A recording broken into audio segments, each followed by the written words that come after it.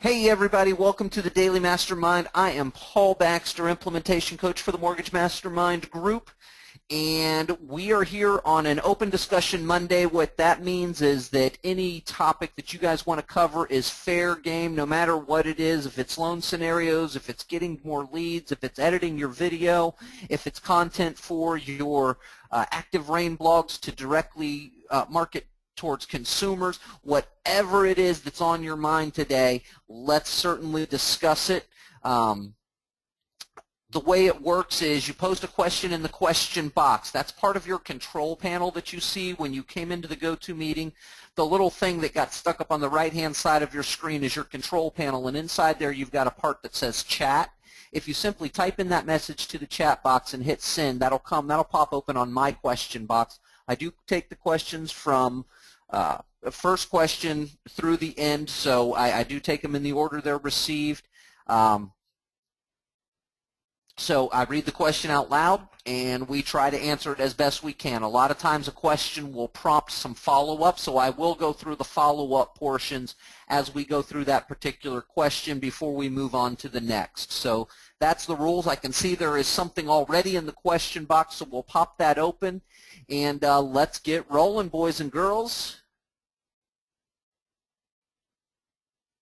A minute seems like an eternity. Sometimes it does, my friend. Sometimes it does. Guys, girls, welcome, everybody. I appreciate you being here. I don't have any questions in the question box, so let's talk about some things. What have we been working on over this last week? I know I was kind of gone towards the end of the week, so that gives you plenty of time for implementation. The last gathering that we had with some defined classes, we're talking a lot about putting follow-up plans into place before you begin your marketing, having a specific plan of attack. And we talked a lot about time blocking and really how time blocking is the effective way for putting that follow-up plan into place. That way you're dictating or you're scheduling your follow-up plan and how you're going to do that, how you're going to follow up with people. So no, Jeff, I didn't win anything. Actually, it was a pretty rough time. Not an exciting thing whatsoever. I'll tell you about it when we have our coaching call. But no, didn't win anything. Indeed, bummer. Indeed, bummer. James is saying, can you review some scripts for the first contact to calls to realtors that you do not have a relationship with today?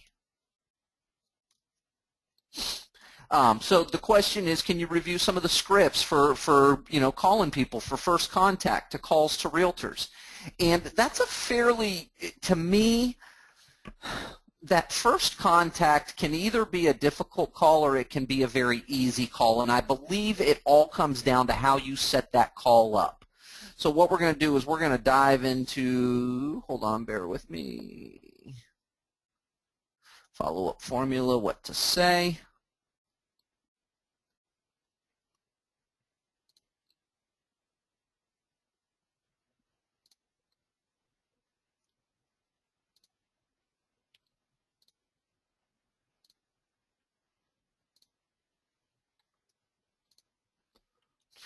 So there's several ways that you can lead into that, James, and I was looking for the actual script here, so it'd be on screen. You can see it. If you want to take a screenshot of it, by all means do so. But that first contact can either be really, really, really difficult, really sharp and jagged and scrapey. It doesn't, I mean, I'm describing the feelings you can get from that initial first call. You know, we talk about it all the time that people, we're an emotion-based organism, human beings in nature. We are emotion. A lot of us are emotionally driven, not 100%. It's different for every person.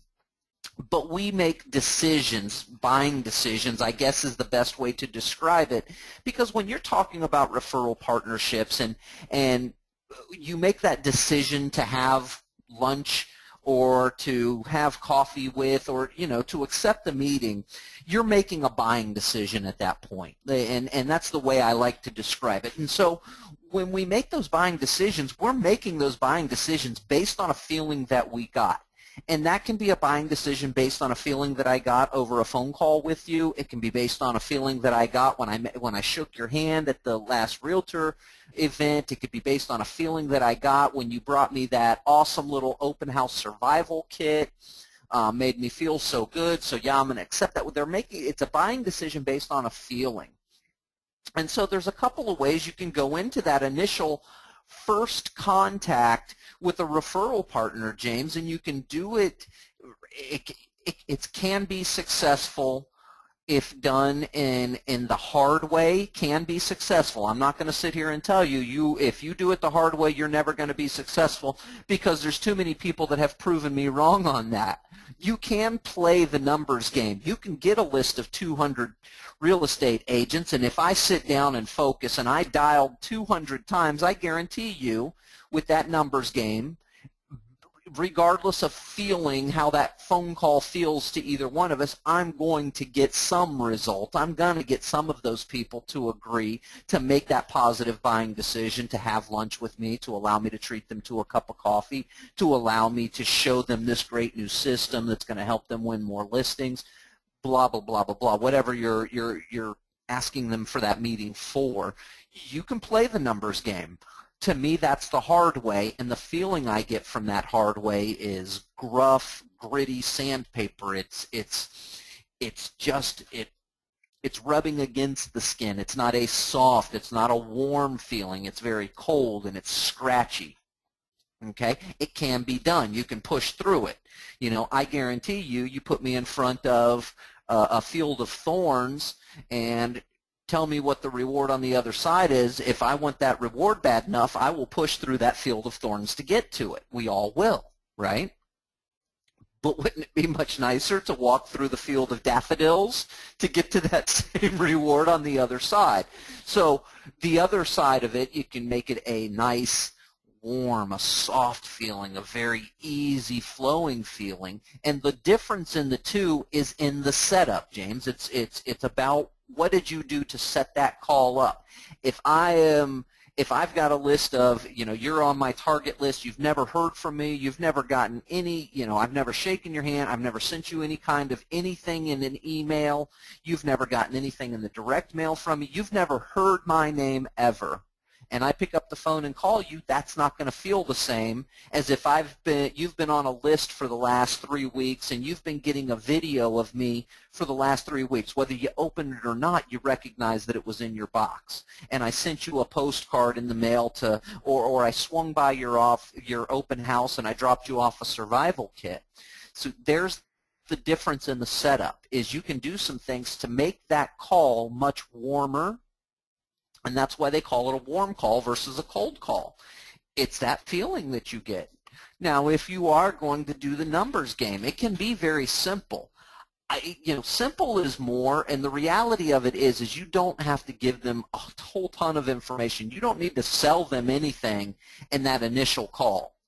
And it's just, hey there, Freddie McRealty. This is Paul Baxter with Legacy Financial Group. I'm calling today because I've heard you are serious about building your real estate business. I would love to treat you to a cup of coffee and explore how I may be able to help you build your business.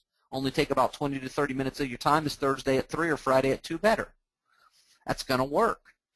That's going to work with a numbers game, but that's going to work far better if I had dropped off an open house flyer. An open house survival kit. If I had shook your hand one time at a real estate event, if I had sent you some, an email with a video of me every single week, or I've sent you an email with my, whatever it is that I can send you. Or if I've got the systems to do it, I've sent you an email with your most recent listing attached to it. That's going to catch your attention. So you can do it either way, but the reality is that initial contact, you really, it's about separating yourself, and you have to go into it with the realization that that initial first contact, whether it's warm or it's cold, you are likely not going to achieve your goal on that first contact. It goes back to those sales statistics. You got to know that it's going to take you at least 3 or 4 times to get the yes, to get them to make that positive buying decision. Until then, you haven't, and when I say positive buying decision, agree to a lunch or a coffee with you. You can't go into these phone calls with the expectation that they're going to absolutely, they're busy, they're being called all the time, they're getting invitations from other lenders just like you. And it's about the approach. And so if you, as simple as, hey, this is Paul from ABC Mortgage, and I understand you're serious about building your real estate business. So you're complimenting up front. There's nothing salesy about that. I haven't told them that I'm looking to partner with anybody. I simply complimented them on their business. Now, any real estate out there, agent that's a target of yours, that's worth you spending your valuable business time, they're looking to grow their real estate business, right? So you're not telling them anything that's not true, that you don't fully believe about them. You're telling them that you believe that they're really serious about growing their real estate business. You know this because you recognize the numbers. You recognize what they've done in their business already. You get it. You understand that hard work will pay off in the end, and I would love an opportunity to sit down with you, treat you to a cup of coffee, and find out if there are some things that I can do to help you grow your business. Help you grow your business. You haven't mentioned mortgages or any of those things, and that's very different than what most people are calling with. I know a competitor of ours here at Mortgage Mastermind Group, a main competitor of ours. I've seen the script that they use for their 40 calls a week that they expect, and this is I'll tell you, I wouldn't use that script because it's a numbers game kind of script, and I'm not interested in that. I'm not interested in treating a person that's doing 4 transactions a year to lunch or to coffee, because and I'm not even interested in treating them to lunch or coffee to determine if we're a good fit or not, because I can tell by their numbers they're not going to have the ability to reciprocate my ability to guide them and help them grow their business. Now, how are you going to help them, guide them, and grow their business? Because you understand things like database management. You understand things like how to build a fan page on Facebook and things like that. Even your minimal knowledge is far greater than their knowledge. So an example of what I would offer to a realtor in that first meeting every time, if it's me, the first meeting every time, I would go into the meeting, and the first thing I'm doing is I'm spending 5, maybe even 10 full minutes bonding. I'm going to, when I meet somebody, just by nature, I'm a naturally curious person. I want to get to know the people that that I'm interested in. And so I don't want to dive right into business because I want them to know I'm working on a true relationship. I'm not just working on, I want business from you, I want leads, I want loans from you. I'm working on the relationship part. So the first thing I'm doing in that first meeting, okay, let's say, James, I called you up, hey, ring, ring. James, this is Paul Baxter over at ABC Mortgage. I understand you're serious about growing your real estate business. I'm pretty serious about growing my, I wouldn't even say that part. I understand you're serious about growing your real estate business. I would love to treat you to a cup of coffee and talk to you about some of the things I may be able to help you with to grow your business. Need 20 or 30 minutes of your time. Is Thursday at 3 or Friday at 2 better? You chose Friday at 2, so we're sitting down. I walk into the coffee place or Panera Bread or wherever we've agreed to on our meeting, and I see James, and I shake your hand, and I say, hey, James, Paul Baxter, awesome to meet you, man. I appreciate you taking the time. I know how busy you can be. I've looked at, done some research on your business, and I understand you can be quite busy. So, James, man, tell me a little bit about yourself. Are you married? You got kids? What's the family thing look like for you? And I'm going to shut up, and I'm just going to listen. And through you telling me about your family, I can pretty much promise you something you say telling me about your family situation is going to prompt a question in my mind, and I'm going to ask that question.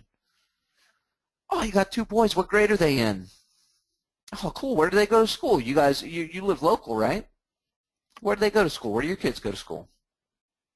Sports? Oh, and the drama, the actors, sweet. So we'll be seeing them on the silver screen in no time. Awesome. And then I'm going to go to the next one. How long have you been in the real estate business anyway? How did you get into real estate? Like, was that your goal coming out of high school and college? Like, you want to get into how did you get into real estate? And I'm going to let them tell me the story of how they got into real estate. And then I'm going to say, you know, work is work, but I know everybody's got to have a little release. What's fun for you? Do you fish? Do you play golf? You like to ski? Water or snow? And something there is going to prompt me to ask you another question, and I'm just going to bond with you. Well, what are your goals? You know, what's your dream? Like 20 years from now, everything's perfect. You're ready to retire. Where are you retiring to? What's your dream? Like, what's the big James Bukovic dream at the end of your real estate business? Is everything you ever wanted it to be? What's that dream look like? Tell me a little bit about it. And now I'm getting to know you.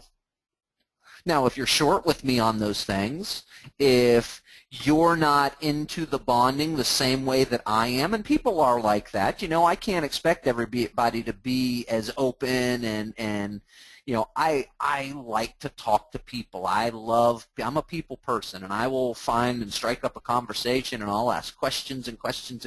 Some people aren't like that, and I may not get the same kind of answers, and, you know, I'm still going to ask those questions. And if we don't spend a full 20 or 30 minutes just bonding, I'm going to say, hey man, I've got this. So one of the things I like to do for real estate agents to help them grow the business is the first thing is what I call a realtor needs assessment. And what this realtor needs assessment is, James, it's just a series of questions that I've put together that help me get a good understanding of where your business is and where you intend to take it. Is it okay if I ask you these few questions? Yeah, sure, why not? And the way that it works best for me so that I've got a full understanding, I like to take notes so that I don't miss anything, really. Is it okay with you if I take notes on the questions I ask? Of course, sure. Now I've differentiated myself right then and there, and then I go into the realtor needs assessment. And I just ask the questions on the realtor needs assessment, and I take the notes, and you'll know what to take notes on. You won't have a question as to what should you note. You'll recognize it based on the questions. You'll recognize that their answer has pain to it, or they have that part of their business accomplished, and they're doing great things with that part of their business. It's really cool how that works. And at the end of that realtor needs assessment is, you know, that's all the questions I've got for you, James, as far as the needs assessment goes. What I'd like to do is I'd like to take these notes home and kind of put them together, think about it a little bit, and come to you with a plan next week on how I feel like I'm going to be able to best help you grow your business. Can we set up a time for Wednesday or Thursday next week? I got Wednesday at 4 or Thursday at 10 available, and what we'll do is I'll kind of go through these notes, and I'll have a good plan of attack for you for how I can help you grow your business. And I'm setting up that next opportunity to meet. Now, that next opportunity to meet, I'm doing the same thing I did in the first one. Remembering from the first conversation, even if you didn't answer all my questions the way I wanted you to, and we didn't get into too deep of bonding because you didn't answer them, you know, exactly, you still told me you had a wife and a couple of kids. And I'm going to say, hey, good to see you again, James. How's the wife and kids? I'm going to remember those things, and I'm going to bring that up. Okay, so that's the way I would go into a first meeting. Is my first and primary goal is to begin that initial bonding. Ask them about their Ford, family, occupation, recreation, dreams. You know, ask them about that initial bonding stuff. That should be natural to everybody here. It's just you're just trying to get to know that person and who they actually are. Are they a family man, or are they a party star? You know, do they like to do outdoor sports, or are they, you know, do they prefer sitting and watching the latest documentary on the Civil War? What kind of thing is that person into? You can only find that information out by asking. So that's that first part of the meeting, and depending on how that part is going, I either A, continue with the bonding, and at the end of 20 or 30, oh man, James, I spent 30 minutes just getting to know you, man. I am absolutely glad I got to know you because you seem like an interesting dude and somebody I'd love to spend a little more time and hang out a little bit with, but I didn't get a chance to talk to you at all about how I may be able to help you grow your business. Is there any chance we could get together again next week? I want to value your time. I know you're probably busy. If not, more than happy to sit with you, but is there a chance we can get together next week on Wednesday about 4 o'clock in the afternoon? I promise I won't grill you about your family and stuff, but that way we can get into how I may be able to help you grow your business. Sure, why not? If we've bonded for the last 30 minutes, that's an easy yes for that realtor to do because they've enjoyed that bonding as much as you have. And they've gotten that same feeling that, hey, this is a good personality match. I like this guy. He's pretty cool. And that's based on the questions that you ask. So there's a couple of ways to go about it, and you got to be able to kind of feel that situation, in my opinion. Now, you could go into, if you want to do it by the letter, if you don't want to have to, get into that, how are they feeling, or assess that whole conversation as it's happening, go right into it. Sit down with them. James, Paul Baxter, great to meet you. Listen, I appreciate you taking the time away from your busy business. I've done a little bit of research, and I know how great a business you've got, and I just want to thank you again for taking the time to meet me for coffee today. One of the ways I help my realtor partners grow their business, the first thing I like to do is what I call a realtor needs assessment, where we go through the series of questions that kind of helps me get a good idea of what you're doing in your business currently and where you'd like to take your business, where your strengths are, and where you need a little additional help. Is it okay if I ask you this series of questions? Yes, sir. Great. Yeah, that's fine. Awesome. And just to make sure I don't miss anything, and it's kind of the way that I can process the information best, is it okay if I take some notes about your answers? Sure, yeah, that's fine. Now I've differentiated and now I just go right into the realtor needs assessment. If you don't want to do that whole other part, why don't? Go right into the realtor needs assessment. You'll be successful there too because you're differentiating yourself, and that's the whole goal of what you're doing, is to differentiate yourself. But the end goal is to create referral partner relationships. We all talk about that everybody wants that pie in the sky, a relationship with a real estate agent who's doing 20 transactions a year, and you are the only loan officer they would even fathom referring. And on top of that, they're a referral monster. What they do is they tell the client, hey, you've got to get in touch with my guy James. He's going to be able to take care of you. Everybody wants that, right? We all want that kind. So how do you get that kind of referral partner? That's a relationship. That's not just a referral partner that you're spending some money on some boomtown leads with. That's not just some random agent that you did a transaction with and you call them every couple of weeks and every now and then they've got a lead for you. That's not a true referral partner relationship. That may be a referral partner, but I promise you this, other lenders are also getting leads from that person. And there's no loyalty there because there's no relationship there. You need to create, for the full partnership, you've got to create the relationship, the actual relationship. You've heard me talk about it, the relationship with somebody that you want to hang out with on Saturday and play golf, that you get together and go to the Ravens game on Sundays with. It's the person that you're calling up on a Thursday or is calling you on a Thursday afternoon, hey, you want to meet up at so-and-so for happy hour. That's when you've got a referral partner relationship. So why not begin working on that from the very beginning? Work on that part from the very beginning. Become a friend in addition to somebody that can help them in their business. So you can go both ways. In that first meeting, the first thing I'm going to do is I'm going to try and get to know you a little bit, and that's not because that's a strategy. That's because that's I'm naturally curious, and if I'm going to meet with you, the first thing I'm going to do is I'm going to ask you about who you are. You know, hey, are you married? You got kids? The stuff I can't find out on researching, you know, just regular research. I could probably look them up on Facebook and find all that stuff out, but I'd rather ask them. Get to know them a little bit. So, you know, tell me about your family. How'd you get into the real estate business? Oh, what do you like to do for fun? Tell me about your dreams. What's your goal of all this? Have a normal conversation of friendliness. And then, you know, I would feel how that conversation is going, and if we're bonding and if we're having a cool conversation and enjoying each other's company and all that stuff, then I just continue with it. And then I tell them, oops, I'm sorry.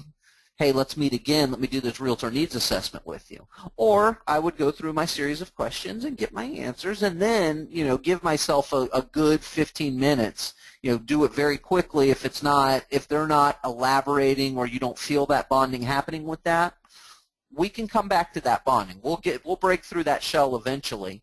But let's get into the professional side. That's what they're all about today. Let's dive right into the professional side. Okay, great. So, glad, you know, thanks for answering that. I just wanted to kind of get to know you a little bit. One of the ways I can help my realtor partners is through a realtor needs assessment, and you go into that whole thing. Okay?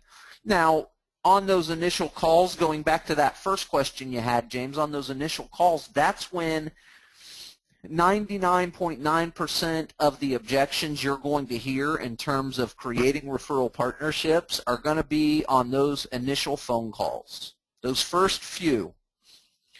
And that's the thing that you've got to role play and practice, are overcoming those objections.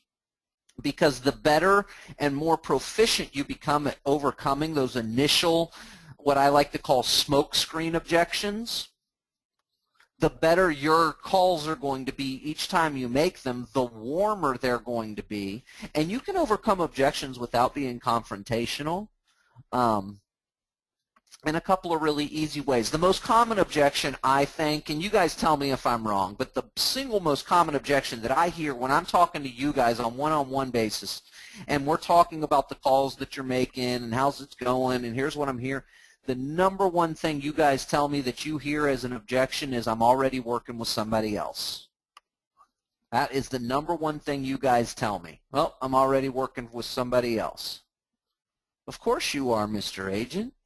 You wouldn't be doing the amount of business that you're doing if you weren't working with somebody else. That's a given. And I can appreciate that, and I'm not going to try and interfere with any relationships that you currently have. My initial goal is to find out if there are some ways that I can help you grow your business, and over time, if I can earn some of your business at the same time, great. If not, I believe in paying it forward, and if I can truly and honestly help you grow your business, then I've done what I came into this call. I've accomplished what I came into this whole relationship to do. I'm not looking to change up the way you're doing things. I'm looking for an opportunity to sit down and get to know you a little bit and find out if I can help you grow your business. Is that fair?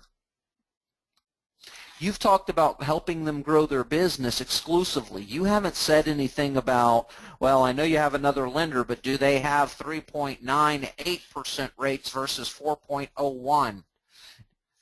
You haven't said any of that stuff. Well, I know you're working with another lender, but I have close times in as little as 16 days. Fantastic. I'm already working with somebody. Click. You're not looking to sway them from what they're already doing. If you overcome that objection with, well, I understand you're working with somebody already, but do they have the pricing, you know, I'm competitive with pricing, have the fastest closing times in the county. Okay. Now you're trying to sell them over the phone, and that's, good luck. Let me know how that works out for you. I promise you it's not going to be good. And so what you've got to do is not try and sell them, simply overcome the objection. The objection is not that they don't want to work with you because you don't have the same product that the person they're working with. The objection is they're working with somebody else. Of course you're working with somebody else. I called you with full knowledge that you would be working with somebody else. Of course you're working with somebody else. You wouldn't be running the successful real estate business if you didn't have a good lender relationship. And I don't want to interfere with that. I just overcame your objection. I just overcame your objection by saying that of course you're working with somebody and I don't want to interfere with that. So the objection of I'm already working with somebody, gone. I'm not trying to interfere with that. So we're on the same page. Let's move forward now. I'm simply looking to help you find out if there are some ways that I can help you grow your business. And if there are some ways that helps you grow your business, perhaps over time I could earn some of that business. But for now, let me focus on seeing if there are some ways that I can help you grow your business. That's just telling you that second part. I'm just looking to help you grow that. That's not any kind of overcoming the objection. What I've done is I overcame the objection by saying that of course you're working with somebody else. You wouldn't be running the successful mortgage business if you hadn't be, and I'm not looking to interfere with that. That's overcoming the objection. The other part of what I said is bringing the focus back to having a meeting with me. I'm bringing the focus back to my goal of getting a meeting with you. So overcoming the objection is just telling them you understand the objection and you're not looking to interfere with that.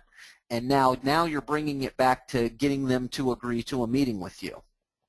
What I'm calling you for today, James, I'm not looking to interfere with that. What I'm calling you for today is to find out, to meet with you, to find out if there are some ways that I have that can help you grow your real estate business. And if I can use some of the strategies that I know to help you grow your real estate business, perhaps over time I can earn some of that business. But for now, I'd like to focus on finding out if there are ways I can help you grow your business, and we can go from there. Or just end it with I just want to focus on finding out if there are some ways I can help you grow your business. I have Thursday at 3 or Friday at 2. Which one's better for you? So you got to know what the objection coming is going to be, though, before you can overcome it. I think, what's the second one you guys hear the most of? Oh, I'm just way too busy to meet with you. I mean, what would you guys say are the throw some objections at me, guys. Let's cover this, because I think this is a good, an important conversation that we have. I mean, we all have objections. You guys hear them a lot more than I do, but they all come across as a little bit different, but it's all the same objections. So let's cover some of those. Let's talk about some of those doggone objections. I think another one that people hear a lot is I'm just too darn busy. What's another one? The Thursday and Friday is no good for me. I've got clothes. Yeah, I mean, that's just another disguise for I'm just too busy. I'm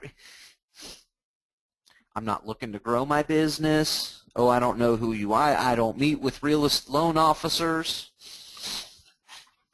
What do you mean you don't meet with loan officers? Here's one from Jim. Okay, I'm strictly a listing agent. I seldom get buyers that I could refer to you. Jim, I can certainly appreciate that. Maybe that's what we could get together and have our conversation about on Thursday or Friday, is ways that I may be able to have to help you find more listings. Would that be a benefit to you, Mr. Agent?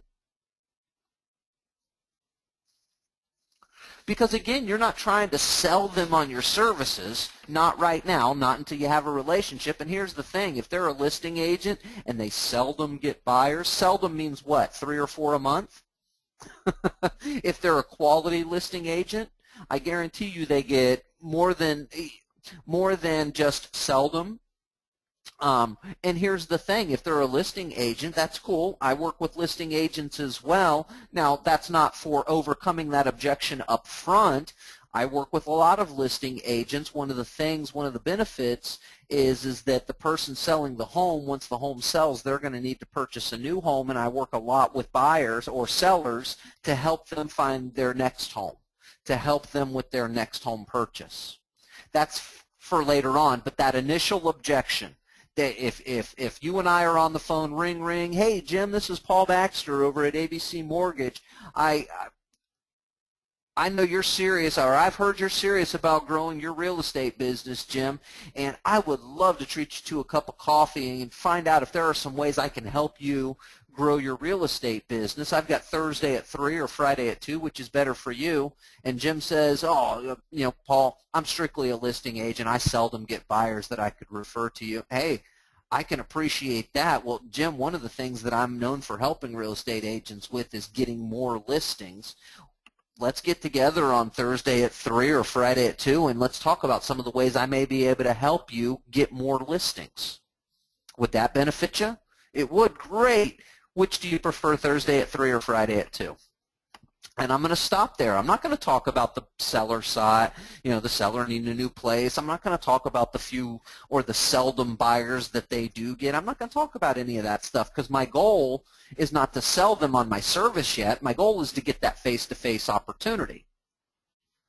So, hey, I'm strictly a listing agent. I seldom get any buyers. That's awesome. And, Jim, I would love to meet with you, like I said, Thursday at 3 or Friday at 2. One of the things I'm known for is helping my agents to be able to get, helping agents get more listings. I've got some great strategies that go with that. I'd love to share them with you. Do you prefer Thursday or Friday? And now, again, bringing it back to the face-to-face. I don't need to sell you, Mr. Listing Agent. All I need to do is convince you that it will benefit you to have that meeting with me. That's what my goal is to benefit you. And I promise you this, I'm strictly a listing agent. I seldom get buyers that I could refer to you, is a smokescreen objection all day long. If they're a real estate agent that is on your target list, that is worth your valuable business time, Jim, for you to chase, I promise you that they would love to have both sides of the transaction. If they're an agent and a buyer calls them specifically, are they going to turn them down? They don't want 6% commission. They'd rather no, I can't deal with you and just take the 3%. If they're a real estate agent worth their salt or worth your valuable business time, that's a smokescreen objection and a real, even if they do focus on listings, they are more than glad to take both sides of the transaction. More than glad. In real terms. So you're not trying to sell them on you work with listing agents too. You're simply trying to convince them that there is a benefit to meeting with you in that face-to-face opportunity. So, hey, that's great. One of the things I'm known for is helping some of my partners be able to get more listings. I'd love to sit down and talk with you about that on Thursday at 3 or Friday at 2, which is better for you.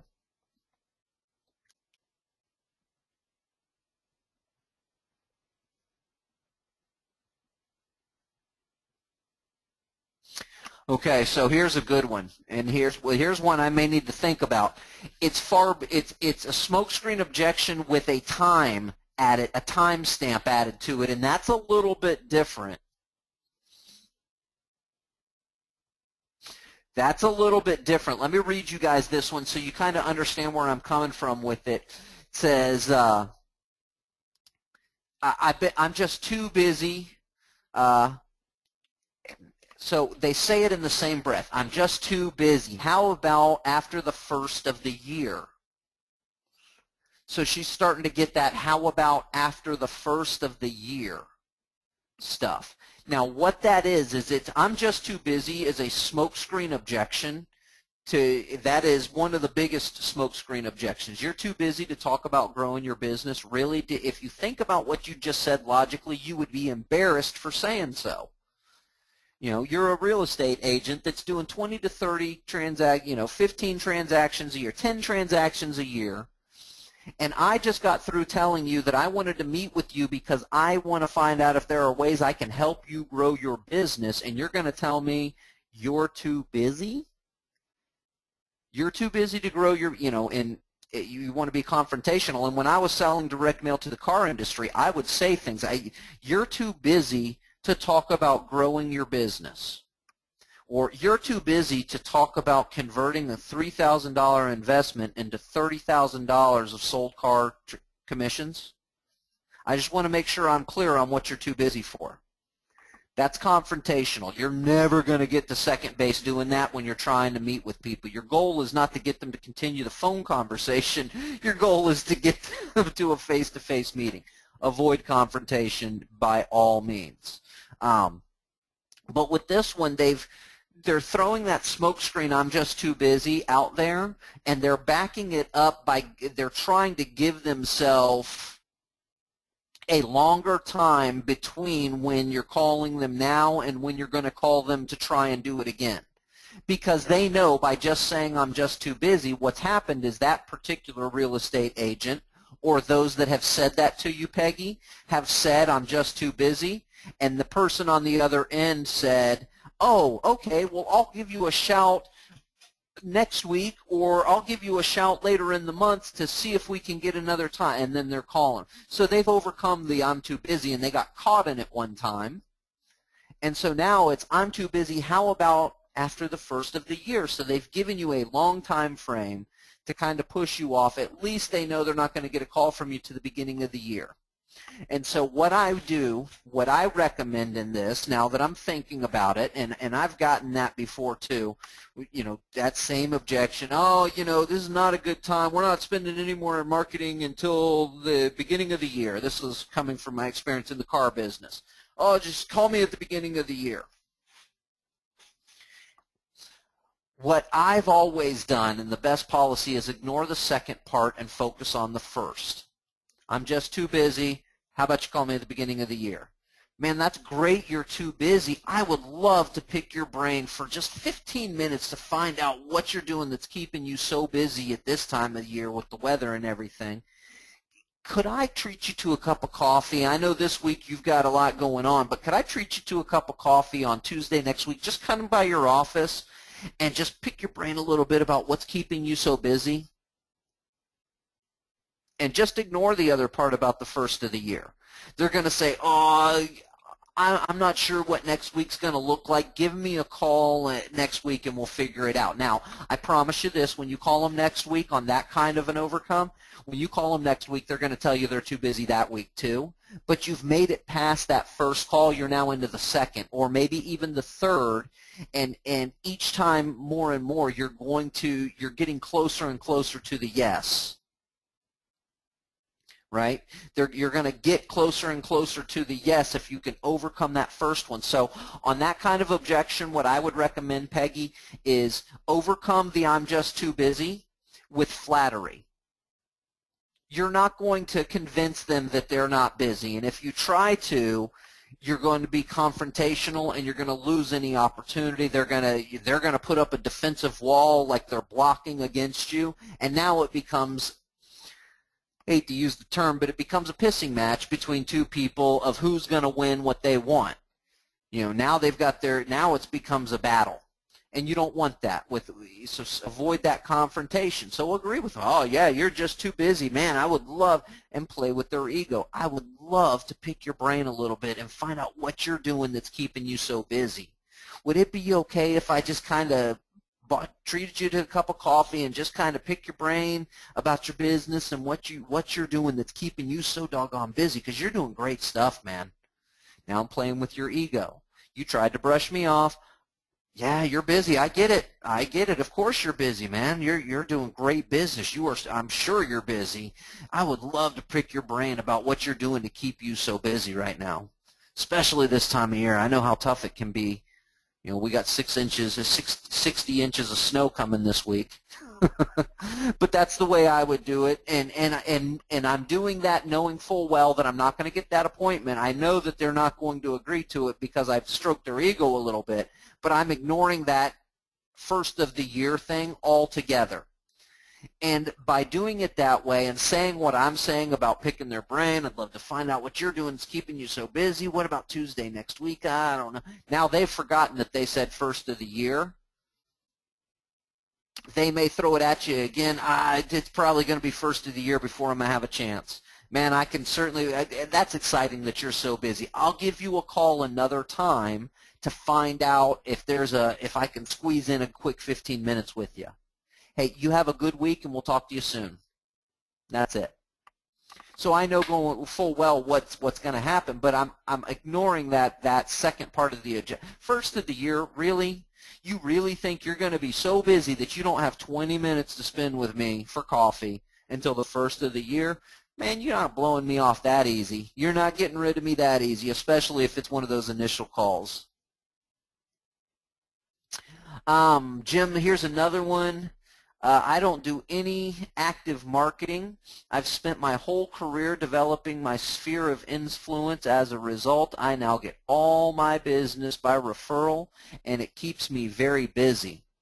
That is awesome, Jim. I would love to pick your brain about what you're doing to develop that referral business. That's like that's the holy grail of this business, and I would love to know what you're doing that's keeping you successful in it.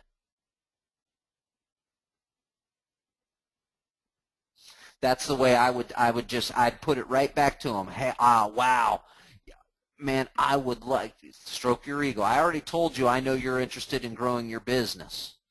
Now you're going to tell you don't do any active marketing. Man, that's awesome that you've been able to develop a referral marketing strategy like that, which is like the holy grail of what we do is that marketing to your past database and actually having it work for you. Man, would it be an opportunity? I'd love to pick your brain to find out what you do, exactly how you've got that set up to where you're efficiently marketing to your past database. Would it be okay if I picked your brain for 15 or 20 minutes, man? Look, I'll buy you lunch at the nicest place in town if you let me sit down with you and ask you some questions, depending on how good they are. You know, you just kind of go into it a little bit, but you always want to bring it back to you want that meeting. So again, with that objection, Jim, it's very similar to Peggy's I'm too busy. I'm not trying to convince you that, wow, you should market also because then you could double your business. I'm not trying to convince you that. Your objection is that you don't do any marketing already. I'm going to agree to that. I'm simply now going to stroke your ego and tell you that I want to meet with you because I want to find out how you're doing it. Oh, you don't do any active marketing? You do 100% referral business? Man, I would love to pick your brain for 15 or 20 minutes and find out exactly how you're setting up your past database marketing so that your business is solely dependent on referral marketing, because that's awesome, dude. That's like the holy grail of what we do is that past database, and you're doing it right, obviously, man. Could I pick your brain for 15 or 20 minutes about that and just see what you're doing? Stroke their ego a little bit. Yeah, this week's no good. Like I said, it keeps me very, very busy. Oh, well, yeah, I mean, like I said, it's probably a great system, and if you're staying as busy as you are, I really need to know what you're doing. Man, how about I give you a shout next week and see if there's another time when you have a minute. I'll take you to, wherever, name a restaurant, and, just to be able to sit down with you for a few minutes and find out what you're doing with your past database.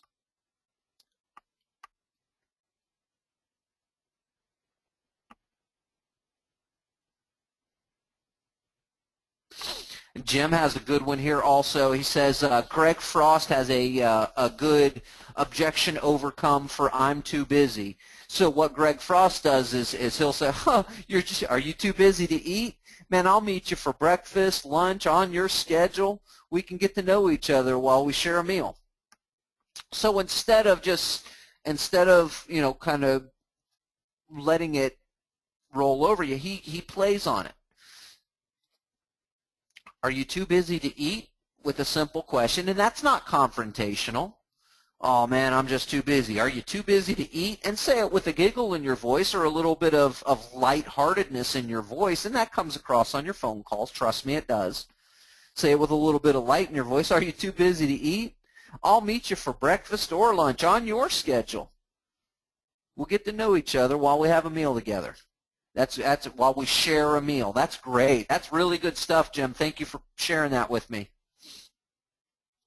Thank you for sharing that. That's great stuff. Guys, girls, that is all the questions we have. Does anybody else have a question for us? Anybody? Anybody?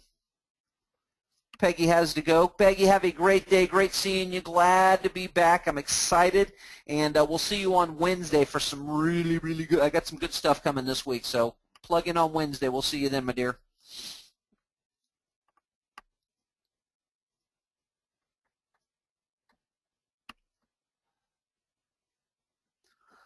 Alrighty, guys, girls, that is, with no questions, great stuff today. You guys know I love the scripting stuff. I believe in scripting quite a bit. As a matter of fact, prior to class, I was in the process of making my own script for some of my own stuff, so I do script myself as well. It benefits me. When I talk about scripting, the reason I do scripting is it benefits me to be able to put it down in a visual. When I say it, I'm not reading from a script usually, but if I put it down, if I write it out, if I type it out on a document, I can now read through it 2 or 3 times, and I can edit a word here, and I can perfect that script a little bit easier. It also flows a little easier if I'm typing it out, meaning I can go through it on a quick shot, but I typically stumble over it if I'm trying to just come off the cuff without any kind of scripting of any sort. If I just try and go off the cuff, I'll stumble a little bit here, or I'll realize I forgot to say this in the middle of it, and I'll try and go back, and it doesn't ever come out right. Once I've got it in a script, I can edit that script, but then usually once or twice of reading the script, I can then come off the cuff with it.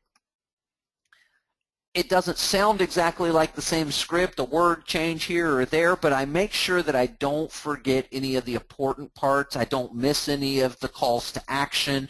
I don't miss any of the main benefits. I don't miss any of that stuff. I don't forget to have, to get to my goal. And so I find it much easier to script things. And scripting to me is just kind of think about what you want to say and start putting the words down and edit as you go. And you guys know we've done a whole class on scripting and how to kind of put that out. And I do that. I do the little form. I do like a little rough draft and a format and kind of throw some words out there and kind of start organizing them and then start putting it on paper. Guys, girls, thank you so much for hanging out with me today. I appreciate each and every one of you. Definitely missed you towards the end of the week last week. Glad you guys are here today. Look forward to seeing you on Wednesday. If there's anything you need, don't hesitate to reach out. I am here to help you grow. Have a fantastic rest of your Monday, everybody, and we'll see you on the flip side.